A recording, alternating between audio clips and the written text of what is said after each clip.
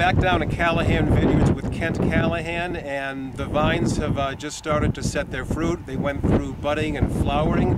Kent, why don't you tell people the importance of the fruit set, what it tells you, and where it leads from here? Well, it basically determines what your potential crop could be.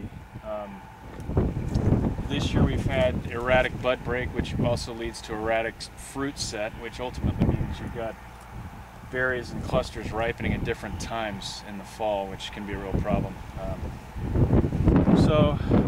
We have had erratic bud break, and so erratic flowering.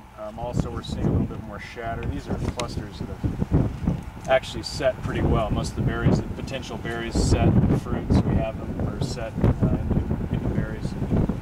Other clusters, this is far more frequent. A lot of shatter, berries that could have set, not. So the clusters, in some sense, that's good. It means during the rains we won't have much of a problem with rot because there's so much airflow around the berries when they're looser clusters. But also, obviously, means the crop load will be smaller. Yeah.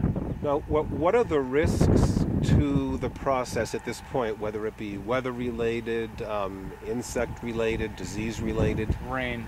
We had some rain, 3/4 of an inch, about 3 weeks ago, that I'm sure anything that was flowering during that time probably was affected adversely. Wind can be a problem too, although I don't think that's it either. I'm not really sure. Still haven't quite figured out why we're not seeing better fruit set. Vines are as healthy, I think, as they've ever been. So it's hard to know. Now, what would better fruit set look like? Full clusters. I mean, it better, obviously, depending on who you are and what you're looking for. But some of these clusters have effectively no berries on them. I mean, you got 5 or 6 berries on a cluster. That's pretty pathetic, and it's difficult to justify. Now, did the berries tell you anything about the future development of them into grapes and where things are going forward for you? Not too much. Usually, if you have good fruit set, you've got a reasonable crop load, the load that you're looking for. Your vines will probably have an easier time of shutting down, stopping growth when you want them to. If they have a very light crop and you happen to get a heavy monsoon or reasonably decent, quite a few inches of rain in the monsoon, they can grow quite a bit in the late season, which is not what you're looking for. So I think, despite the fact that we haven't set a lot of fruit, the clusters themselves are not particularly full, we'll still be okay. They've got a decent enough crop, most of the vines, most of the varieties do. Excessive vigor late in the season with rain won't be a problem.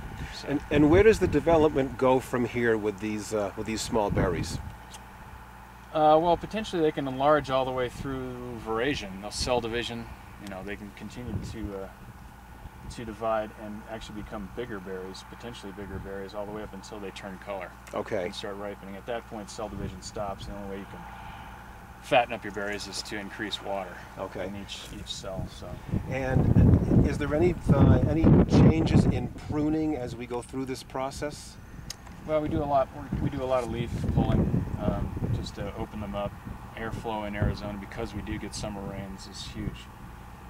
Even for varieties that don't necessarily have much of a tendency to rot, just the little bit of additional sunlight, cool morning sun, when we pull those on the east side of the vines, not on the west. Okay. Helps flavor development, that kind of thing. All right. Well, listen, we'll be back down here from time to time. We'll watch the development of these, and you can educate all of us as to the process as we go through the season, and it should be very instructional for everybody. Yeah, it'll be interesting. Okay, great. Thanks again. Appreciate it. Okay. Take care.